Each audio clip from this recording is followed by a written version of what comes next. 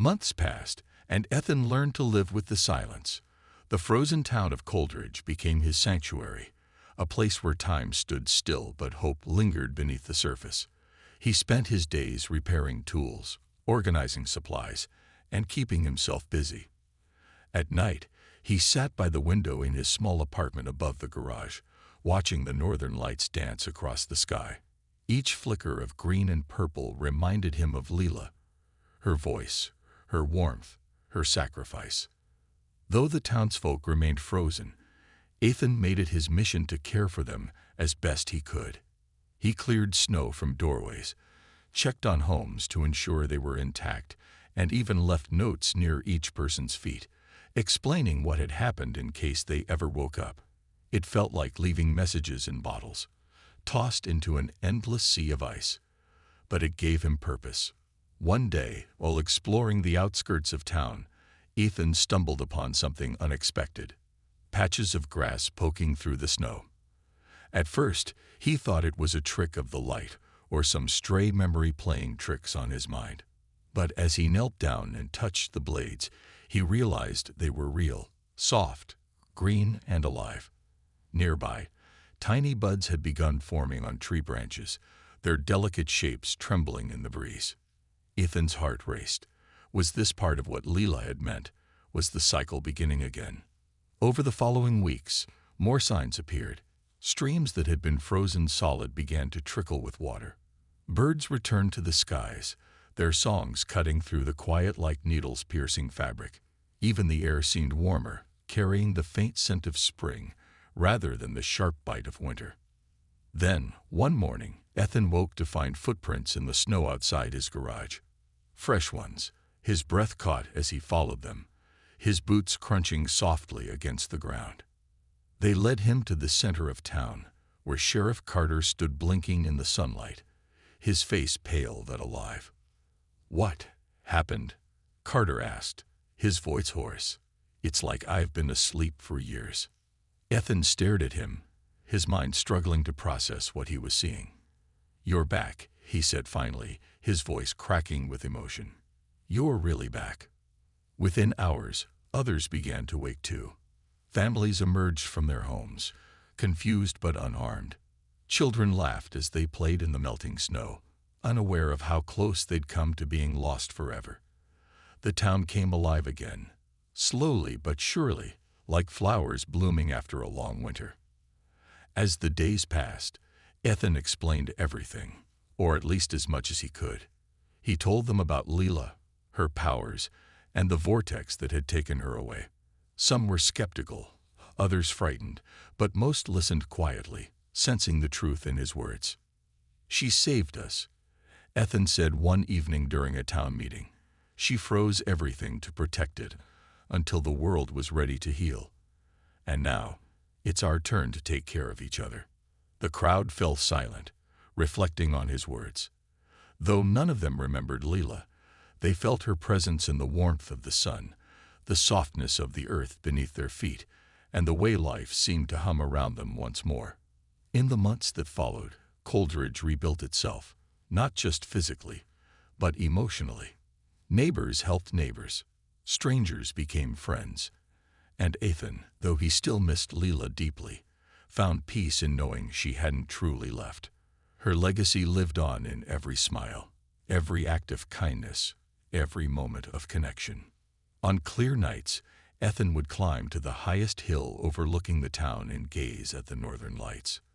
Sometimes, he swore he could hear her voice whispering in the wind, gentle and reassuring. "You did it," she seemed to say. "You kept them safe." And in those moments, Ethan knew she was right. Life wasn't perfect, it never would be, but it was worth fighting for, just like Leela had fought for all of them. Even if no one else saw it, Ethan carried her memory in his heart, and that was enough. Days turned into weeks, and Ethan stayed in Coldridge despite the eerie stillness that surrounded him. He couldn't bring himself to leave.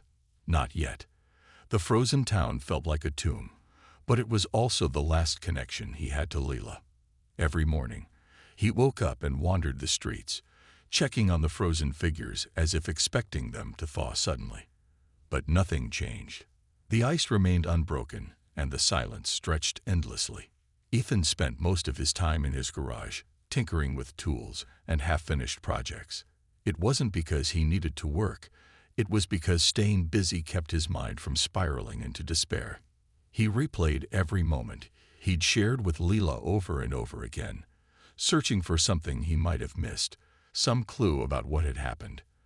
But no matter how hard he thought, the pieces never fit together. One evening, as the sun dipped below the horizon, Ethan decided to visit the frozen lake where Leela had disappeared. He hadn't been back since that night, but something inside him felt drawn to it. Maybe it was hope, or maybe it was desperation, but he wanted to see if there was any sign of her, any trace of the vortex that had taken her away. When he arrived, the lake looked exactly the same as before, smooth, glassy, and eerily silent. The northern lights danced above it, casting shimmering reflections on the ice. Ethan stood at the edge, staring out at the endless expanse. For a while, he didn't move, just letting the cold air fill his lungs and the quiet settle around him. Then something caught his eye, a faint glow beneath the surface of the ice. At first, he thought it was a trick of the light, but as he stepped closer, the glow grew brighter. It pulsed softly, almost like a heartbeat, radiating warmth that seemed impossible in such a frozen place. Ethan knelt down, pressing his hand against the ice. It wasn't as cold as it should have been. In fact, it felt strangely alive. And then, without warning, the ice cracked.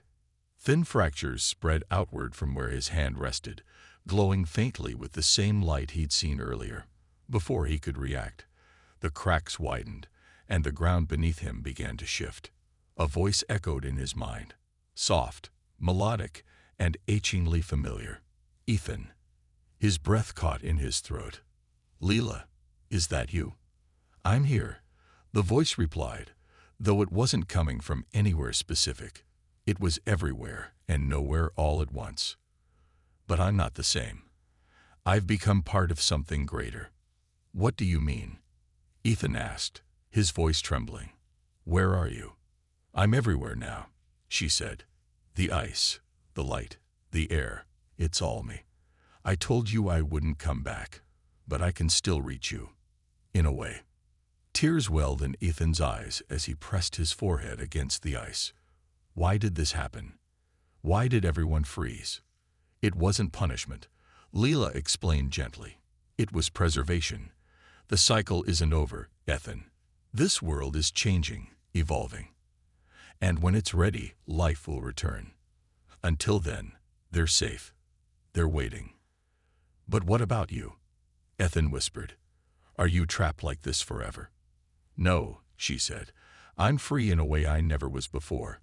And so are you. Her words confused him, but before he could ask what she meant, the ice beneath him began to glow even brighter. Warmth spread through his body, melting away the cold that had settled deep in his bones. For the first time in weeks, he felt whole. Take care of them, Layla's voice said, softer now. When the time comes, they'll need someone to guide them. And then, just like that, the glow faded, and the ice returned to its usual state. Ethan sat there for a long time, staring at the spot where the light had been. He didn't understand everything Leela had said, but one thing was clear. She was gone for good this time. As he walked back toward town, the weight on his shoulders felt lighter. The frozen figures lining the streets no longer seemed like statues. They felt like sleeping people, waiting for their chance to wake up. And Ethan knew, deep down, that he would be there when they did. For now, he had a job to do. The moment Lila stepped into the vortex, the world around Ethan seemed to freeze, not just in temperature, but in time itself. The wind stopped howling, the snow hung motionless in the air, and even the distant stars above appeared locked in place. For a heartbeat, everything was silent, still, as if the universe itself was holding its breath.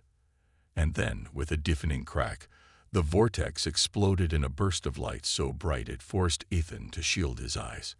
When he finally lowered his arm, blinking against the glare, the lake was gone. In its place was a smooth expanse of ice that stretched as far as he could see, reflecting the northern lights like a giant mirror. There was no sign of Leela, no trace that she had ever been there at all. Ethan stumbled forward, his boots crunching against the frozen surface. "Leela!" he shouted, his voice echoing into the empty night. But there was no response, only the hollow sound of his own words bouncing back at him. He sank to his knees, his chest tight with grief and disbelief. She was gone, just like that. For a long time, he sat there, staring at the endless ice, replaying their final moments together in his mind.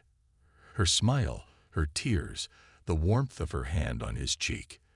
It all felt so real, so vivid, yet now it was slipping away like sand through his fingers. He wanted to scream, to cry, to do something to release the storm of emotions raging inside him. But instead, he stayed silent, numb.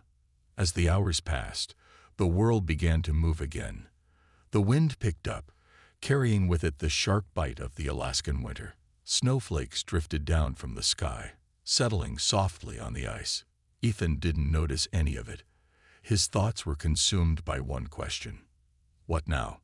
It wasn't until dawn broke over the horizon, painting the sky in shades of pink and gold, that Ethan finally stood. His legs felt stiff, his body heavy with exhaustion, but he forced himself to take a step forward. Then another, and another. Slowly, he made his way back toward Coldridge, each step heavier than the last. When he reached the edge of town, he found it eerily quiet. The streets were empty, the windows dark. It was as if the entire population had vanished overnight. At first, Ethan thought maybe they had fled. Perhaps word of Leela's powers had spread, and fear had driven them away. But as he walked further into the heart of the town, he realized the truth. The people of Coldridge weren't gone. They were frozen.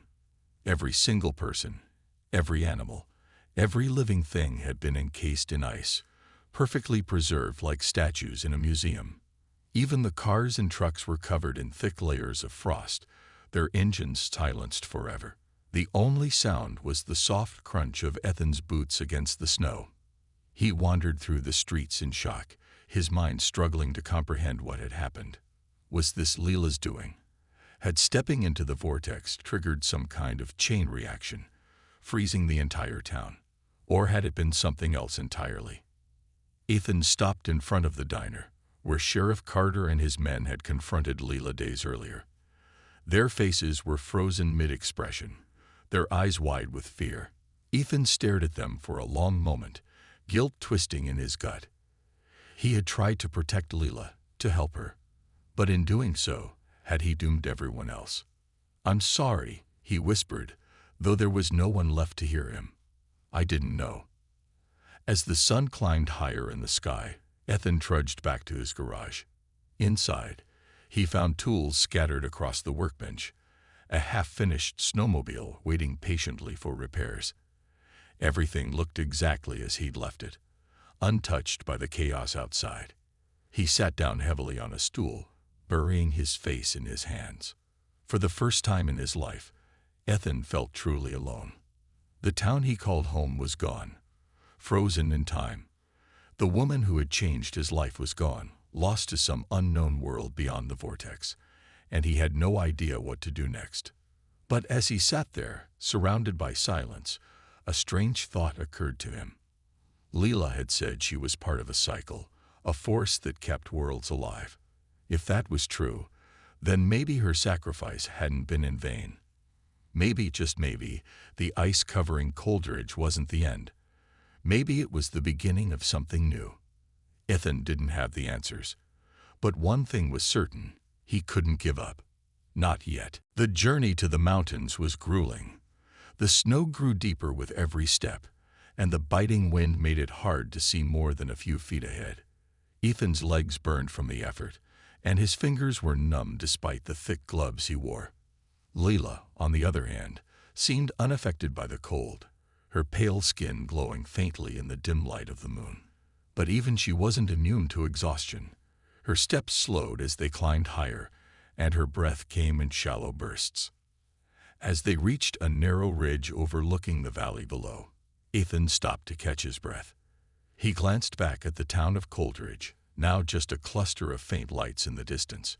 It felt strange to think that only days ago, his biggest worry had been fixing broken snowmobiles. Now he was running for his life alongside a woman who could freeze people solid with a touch. "We should rest here," Ethan said, his voice barely audible over the wind. "Just for a minute." Lila nodded and sat down on a rock, her hands resting limply in her lap. Frost spread outward from where she touched the stone, but she didn't seem to notice or care. Her mind was elsewhere, lost in thoughts Ethan couldn't begin to understand. "Do you feel closer to whatever you're looking for?" Ethan asked after a moment. Leela hesitated before answering. "I don't know. I feel something. A pull, like there's a thread connecting me to the mountain. But it's faint, like it's being blocked." "Blocked by what?" Ethan pressed. She shook her head. "I'm not sure. Maybe by fear, or doubt, or maybe by the people chasing us." Ethan frowned, glancing over his shoulder toward the dark forest behind them. "They'll catch up eventually. We can't outrun them forever." "I know," Leela said quietly. "But if they find us, I won't let them hurt you. I promise." Ethan opened his mouth to argue, but before he could say anything, a distant sound caught his attention. A low hum, almost like the wind but steadier, more deliberate. He turned toward the source, his eyes narrowing as he spotted a faint glow on the horizon. "What is that?" he asked, pointing. Leela followed his gaze, her expression shifting from confusion to recognition. "It's calling me. That's where I need to go." Without waiting for Ethan, she stood and began walking toward the light, her pace quickening with each step. Ethan hurried after her, struggling to keep up. The hum grew louder as they approached, vibrating through the air like an invisible force. When they finally reached the source, they found themselves standing at the edge of a massive frozen lake. In the center of the lake was a swirling vortex of ice and light, spinning slowly like a living thing. "This is it," Leela whispered, her voice trembling. "This is why I'm here." Ethan stared at the vortex, his heart pounding. "What is it? What does it mean?" "It's a gateway," Leela explained, her eyes wide with awe and fear. "A doorway to somewhere else, somewhere beyond this world." "But why you?" Ethan asked. "Why are you the one who has to go through it?" Leela turned to face him, tears freezing on her cheeks. "Because I'm not just a person. I'm a piece of something bigger, a part of a cycle that keeps worlds alive. When I step into that vortex, I'll complete my purpose." But what?" Ethan prompted. "But I won't come back," she finished, her voice breaking. "Once I go through, I'll be gone. Forever." Ethan felt like the ground beneath him had shifted. "No, there has to be another way. You can't just disappear." "There isn't another way," Leela said softly. "This is what I was made for, and if I don't do it, everything, this world, your world, could fall apart." Ethan stepped closer, his hands clenched into fists. "Then let me help you. Whatever happens, I want to be there with you." Leela smiled sadly, reaching out to touch his cheek. For the first time, her hand didn't feel icy. It felt warm, almost human. "You already have helped me, Ethan, more than you'll ever know. Because of you, I remembered what it means to care, to hope." Before Ethan could respond, the hum grew louder, and the vortex began to pulse with light. Lila took a step back, her eyes locked on the swirling energy. "It's time," she said, her voice steady despite the tears streaming down her face. "No," Ethan shouted, grabbing her arm. "Don't leave me." Leela hesitated, her resolve wavering. But then she leaned forward, pressing her forehead against his. "Thank you," she whispered, "for everything." And with that, she pulled away and stepped into the vortex. The light swallowed her whole, leaving Ethan alone in the darkness. Ethan and Leela ran through the forest, their footsteps muffled by the thick layer of snow. The cold air burned Ethan's lungs, But he didn't slow down. Every sound, the snapping of twigs, the distant howl of the wind, felt like a threat. Behind them, the frozen figures would thaw eventually. And when they did, the whole town would be after Leela. He knew they couldn't stop running. Not yet. After what felt like hours, they finally reached a small cave hidden deep in the woods. It was barely big enough to fit both of them, but it offered shelter from the biting wind. Ethan collapsed onto the ground, breathing heavily, while Leela stood at the entrance, her eyes scanning the darkness outside. "We can rest here for a bit," Ethan said, his voice hoarse. "But we'll have to keep moving soon." Leela nodded but didn't sit down. She wrapped her arms around herself, though it wasn't clear if she was trying to stay warm or hold herself together. Her hands glowed faintly with frost, even in the dim light of the cave. "I've caused so much harm," she whispered, her voice trembling. "Those men, I froze them. I didn't mean to, but I had no choice." "You did what you had to do," Ethan replied, though he wasn't sure he fully believed his own words. "They wouldn't have listened. They saw you as a monster before they even gave you a chance." "But maybe they were right," Leela said, turning to face him. "Maybe I am a monster. My touch kills. My presence destroys. What kind of being does that make me?" Ethan shook his head firmly. "You're not a monster. You're different. And yes, your powers are dangerous, but that doesn't define who you are. It's what you choose to do with them that matters."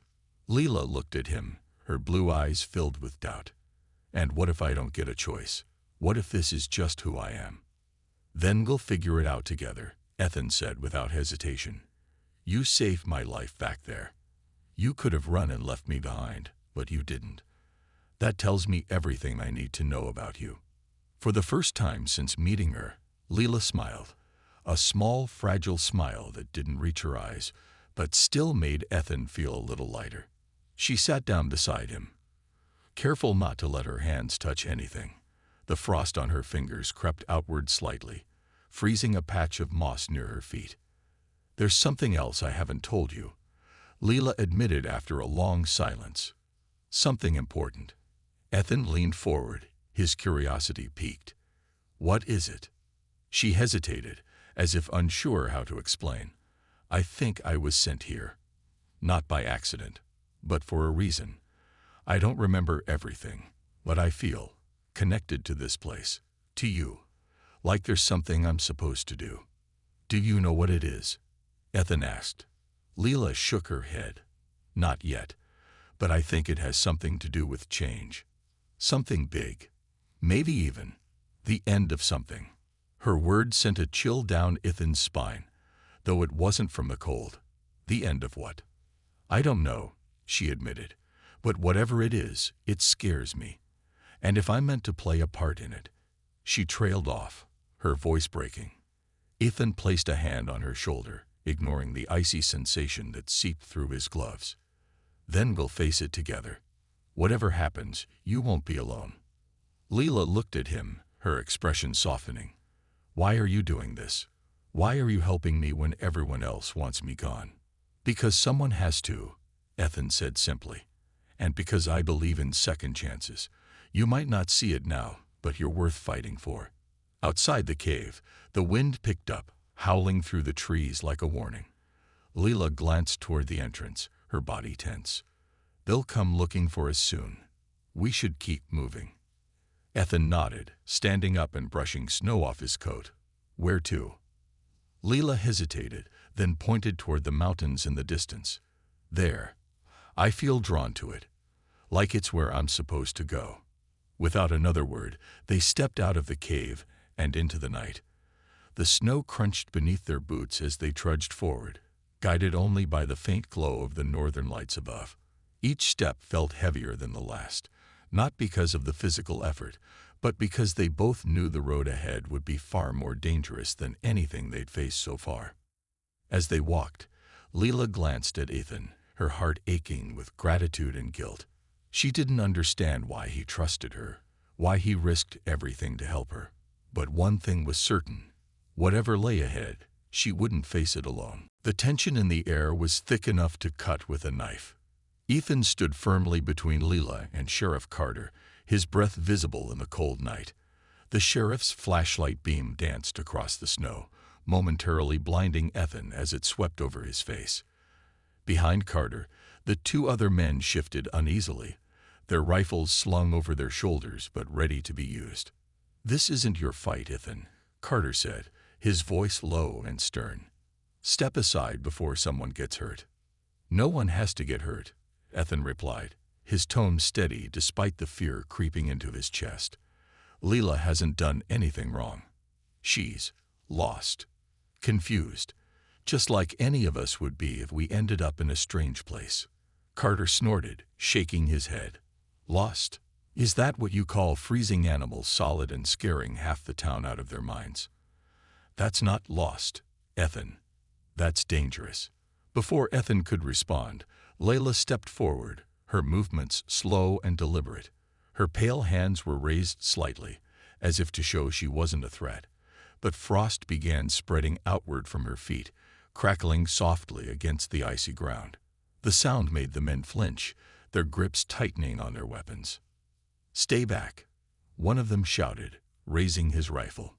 Ethan turned to Leela, his voice urgent. "Don't move. Please, just let me handle this." But Lila didn't listen.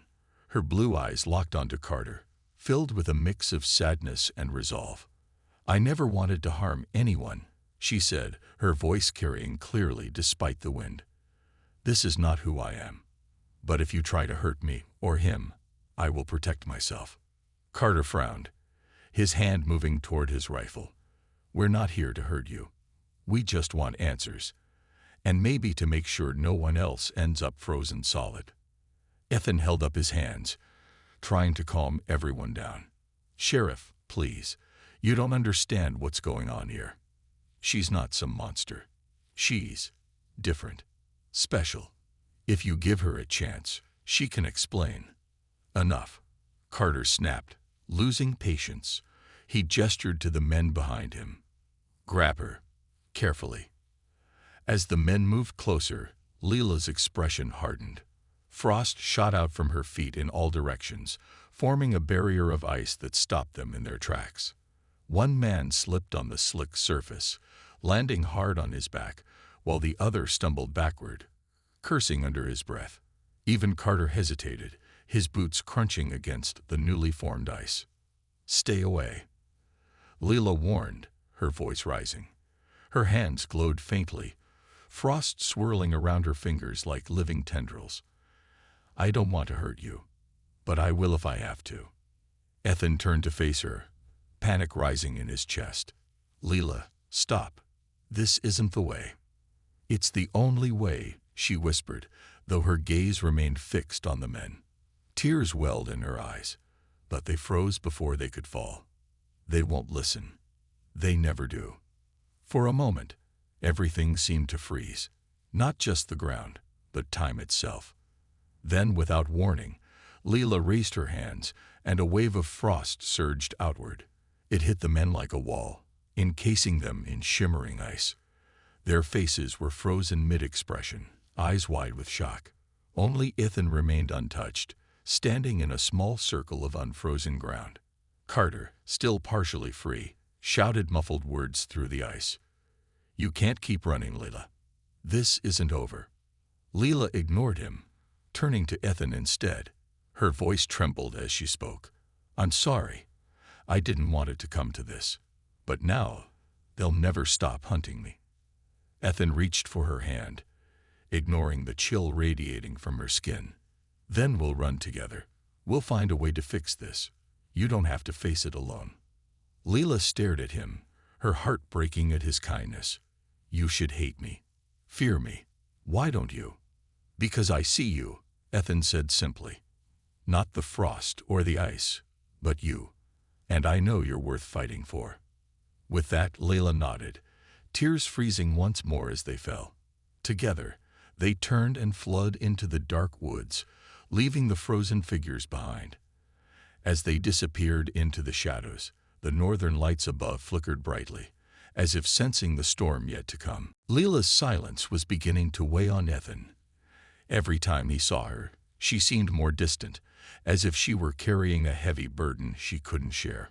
One evening, after another long day of avoiding the growing crowd of curious and fearful townspeople, Ethan found her sitting alone by the edge of the frozen lake.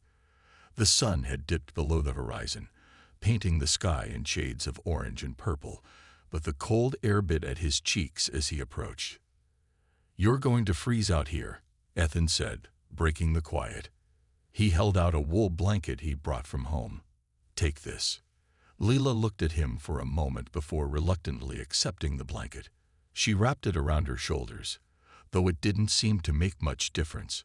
Her skin remained icy to the touch, and her breath didn't fog in the freezing air. For a while, neither of them spoke. The only sounds were the soft crunch of snow beneath their boots and the occasional crack of ice shifting on the lake. Finally, Leela broke the silence. Her voice was soft, almost melodic, but carried an undertone of sadness. "I don't belong here," she said simply. Ethan blinked, surprised to hear her speak. "Where do you belong, then?" She hesitated, staring out at the frozen expanse. "Somewhere far away. Somewhere colder. Where life is different. My people, we are not like yours. We exist in ways your mind might not understand." Ethan frowned, trying to make sense of her words. "Are you saying you're not human?" Leela nodded slowly. "No, I am not. But I did not come here to harm anyone. This..." She lifted her hand, watching frost creep across her fingertips. "This was never meant to happen. It is a side effect of being here. Of being wrong." "Wrong?" Ethan echoed. "What does that mean?" She turned to look at him, her blue eyes filled with sorrow.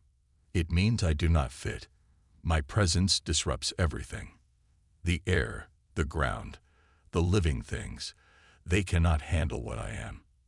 And yet," she paused, glancing at him, "you are different. You are not affected. Why?" Ethan shook his head. "I wish I knew. Maybe it's because I'm just ordinary. Nothing special about me." Leela tilted her head, studying him as if searching for something hidden beneath his skin. "There is more to you than you see. You carry warmth, not just in your body, but in your heart. That is rare, even among my kind." Her words confused him, but they also stirred something deep inside. "If you're not supposed to be here, then why are you? Did something bring you? Or someone?" Leela lowered her gaze, her expression darkening. "I do not remember everything. Pieces of my memory are gone. But I feel drawn to this place, to you. As if there is a reason I ended up here, even if I do not understand it yet." Ethan felt a pang of sympathy for her. She seemed so lost, so alone. Despite the danger she posed, or perhaps because of it, he wanted to help her.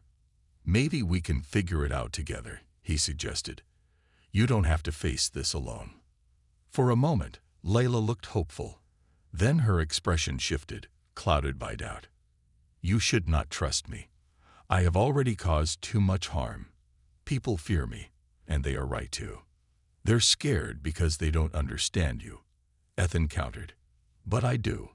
Well, I'm trying to anyway. And I think there's more to your story than just freezing things." Leela didn't respond immediately. Instead, she stared at the horizon, where the last traces of daylight were fading. When she finally spoke, her voice was barely above a whisper. "Perhaps you are right. But understanding me will not change what I am, or what I might become." Before Ethan could ask what she meant, a shout cut through the stillness. They both turned to see Sheriff Paul Carter and two other men approaching, their flashlights cutting through the darkness. The sheriff's face was grim, his rifle slung over his shoulder. "There you are," Carter called out. "We need to talk, miss, about what happened to those animals, and maybe about what you really are." Ethan stepped in front of Leela instinctively, shielding her from their view. "Leave her alone," he said firmly. "She hasn't done anything wrong." Carter narrowed his eyes. That's not what I've heard. Now step aside, Ethan. This doesn't concern you. But Ethan didn't move.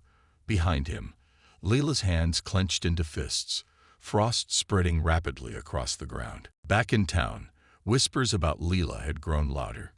People gathered in small groups outside the grocery store, the diner, and even the gas station, sharing stories and speculating about the mysterious woman who froze everything she touched. Some claimed she was a witch, others said she was an alien, and a few even joked nervously that she might be some kind of government experiment gone wrong. No one laughed at that last theory for long. It was too close to the truth for comfort. Dr. Hannah Miller overheard these conversations while buying supplies at the local market. A biologist by trade, she had come to Coldridge weeks earlier to study how extreme cold affected wildlife. But now, her curiosity had shifted to something far more intriguing and unsettling. The frozen deer Jake found, the reports of frost spreading unnaturally fast, and Ethan's strange immunity to Leela's touch all pointed to something beyond natural science, and Hannah couldn't resist the puzzle. That evening, she visited Ethan at his garage. He was working on a snowmobile, grease smudged across his hands and face. When he saw her standing in the doorway, he wiped his hands on a rag and gave her a wary look. "Aid, Dr. Miller," he said, "what brings you here?" "I need to talk to you about the woman everyone's talking about," Hannah replied bluntly. She stepped inside, closing the door behind her to block out the biting wind. "Leela, you've met her, haven't you?" Ethan hesitated. He didn't want to lie, but he also didn't want to put Leela in danger. Still, Hannah wasn't like the others. She seemed genuinely curious, not afraid or angry. After a moment, he nodded. "Yeah, I've seen her." Hannah pulled out her notebook and flipped it open. "Tell me what happened. Every detail matters." So Ethan told her everything. The way Leela appeared out of nowhere, the strange frost around her, and how nothing bad had happened when he got close to her. He left out the part about following her into the woods, figuring it was better to keep some things private. Hannah listened intently, scribbling notes as he spoke. When he finished, she looked up, her brow furrowed. "You're saying she didn't hurt you? Not even a little?" "Nope," Ethan said firmly. "Nothing. It's like, I don't know, like she can't, or won't, affect me." Hannah tapped her pen against her notebook, thinking hard. "This is extraordinary. If what you're saying is true, then there's something unique about you, Ethan. Something that sets you apart from everyone else." Ethan shrugged, uncomfortable with the idea. "I'm just a mechanic. Nothing special." But Hannah wasn't convinced. She spent the next few days gathering samples. Frozen leaves, bits of ice from near where Leela had been seen, even a strand of hair from one of the frozen deer. Back in her makeshift lab, which doubled as her rented cabin's living room, she examined each piece under a microscope. What she found shocked her. The cells in the frozen objects weren't just dead. They were suspended, perfectly preserved as if time itself had stopped for them tongue. The next morning, Ethan woke up with Leela still on his mind. He couldn't explain why he felt so drawn to her, but the image of her pale face and those piercing blue eyes lingered in his thoughts. After getting dressed, he decided to head back to the edge of the woods where he'd seen her the day before. The snow was fresh, untouched except for a few tracks left by birds and small animals. But as he walked further, he noticed faint footprints, small, delicate imprints that matched the ones he'd seen near his garage. Ethan followed them cautiously, unsure of what he might find. The forest was eerily quiet, the kind of silence that made every step feel louder than it should have been. Finally, he spotted her sitting on a fallen tree trunk, her hands resting gently on her knees. She looked up as he approached, her expression unchanged from the day before, calm, yet distant. "Hey," Ethan said softly, stopping a few feet away. "I'm Ethan. Do you remember me?" Leela studied him for a moment, then nodded slowly. Her lips parted again, but once more no words came out. Instead, she pointed toward the ground at her feet. Ethan glanced down and saw a small pile of berries, frozen solid, They must have been there for days, maybe weeks, but something about them caught his attention. The frost around them shimmered faintly, almost like they weren't just frozen. They were preserved. "Did you do this?" Ethan asked, kneeling to get a closer look. Leela didn't answer directly. Instead, she stood up and took a step back, creating distance between them. Ethan frowned, realizing she was trying to keep him safe, or at least that's what he thought. There was something strange about her presence, something otherworldly, but he couldn't bring himself to be afraid. Not completely. "I brought you something," he said, pulling a thermos from his coat pocket. Inside was hot cocoa, steaming slightly when he unscrewed the lid. He held it out toward her, half expecting her to refuse. To his surprise, she reached for it, but stopped just short of touching it. Her fingers hovered above the metal surface, and Ethan watched as tiny droplets of condensation froze instantly. "You don't have to take it if you don't want to," he said quickly, lowering the thermos. "But I figured you might be hungry or thirsty. You look tired." For the first time since meeting her, Leela smiled, a faint, fleeting curve of her lips that disappeared almost as soon as it appeared. Then, without warning, she turned and began walking deeper into the woods. Ethan hesitated, torn between following her and staying put. In the end, curiosity won out, and he trailed after her, careful to keep his distance. They walked for what felt like hours, though it could have only been minutes.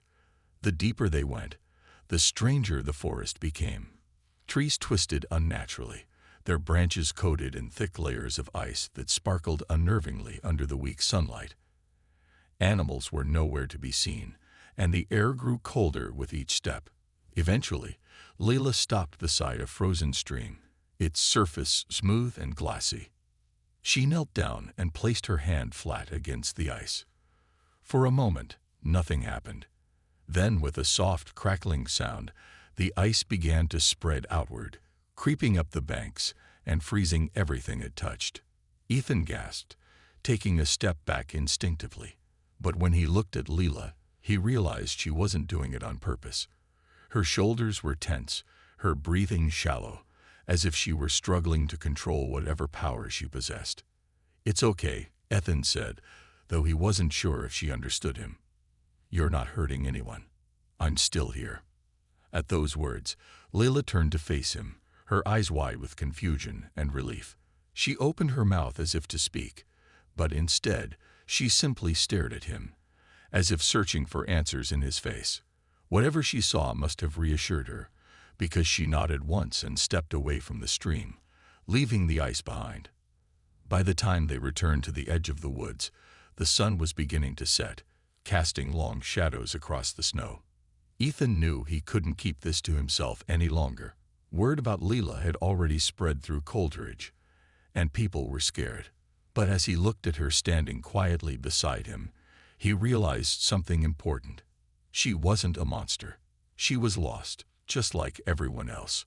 Only her story was written in a language no one understood yet. And somehow, Ethan knew he was the only one who could help her. The wind howled through the narrow streets of Coldridge, a small town buried deep in the Alaskan wilderness. Snow piled high against wooden fences and rooftops, muffling the world in icy silence. It was the kind of cold that made people want to stay indoors, huddled by their fires, sipping hot coffee or tea. But on this particular morning, something unusual stirred the quiet. Leela appeared without warning. No one saw her come into town, no car drove her there, and no plane dropped her off at the tiny nearby airstrip. She simply walked out of the forest as if she had been waiting for hours, days, or even years. Her clothes were strange, dark and sleek, not suited for the biting winter. And yet she didn't seem bothered by the cold. Her pale skin almost glowed against the white snow, and her eyes, an unnatural shade of blue, scanned the surroundings with a mix of curiosity and sadness. The first person to notice her was Ethan, a local mechanic who spent most of his time fixing broken trucks and snowmobiles. He was outside his garage when he spotted her walking slowly along the edge of the woods. At first, he thought she might be lost, a traveler caught unprepared in the harsh weather. but something about her stopped him from shouting out. She moved like a ghost, calm and deliberate, leaving faint footprints in the snow that seemed to freeze over instantly. Ethan hesitated for a moment before grabbing a thick coat and heading toward her. "Hey," he called, his voice muffled by the scarf wrapped around his face. "Are you okay?" Layla turned to look at him, her expression unreadable. For a second, Ethan felt uneasy, as though he shouldn't have approached her at all. But then she nodded slightly, her lips parting as if to speak. But no words came out. Instead, she held up her hands, which were bare despite the freezing temperatures. They looked delicate, almost fragile, but there was something else about them that made Ethan's stomach twist. Frost clung to her fingertips, spreading outward like cracks on glass. "Do you need help?" Ethan asked, taking another step closer. This time, Leela shook her head. She backed away slightly, her movements graceful yet cautious, as if she were afraid of touching him, or maybe afraid of what would happen if she did. Later that day, word spread quickly among the townsfolk. A hunter named Jake reported finding 2 deer frozen solid near where Leela had been standing. Their bodies were encased in ice so thick it looked like they'd been dipped in liquid nitrogen. Another man claimed his dog ran up to her earlier and collapsed moments later, its fur stiff with frost. Panic began to ripple through Coldridge. Who was this woman? And why did everything around her turn to ice? But Ethan couldn't shake the feeling that there was more to her story. When he had stood near her, nothing bad had happened. The air hadn't grown colder, and his breath hadn't fogged in the usual way. Somehow, he'd been spared. That night, lying awake in bed, Ethan replayed their brief encounter in his mind. There was something haunting about Lila's eyes, something ancient and sad. Whatever she was, wherever she came from, Ethan knew one thing for certain. She wasn't just some random stranger passing through. She was different, and somehow she had chosen him. As the storm outside raged on, Ethan drifted off to sleep, unaware of the chaos that would soon follow.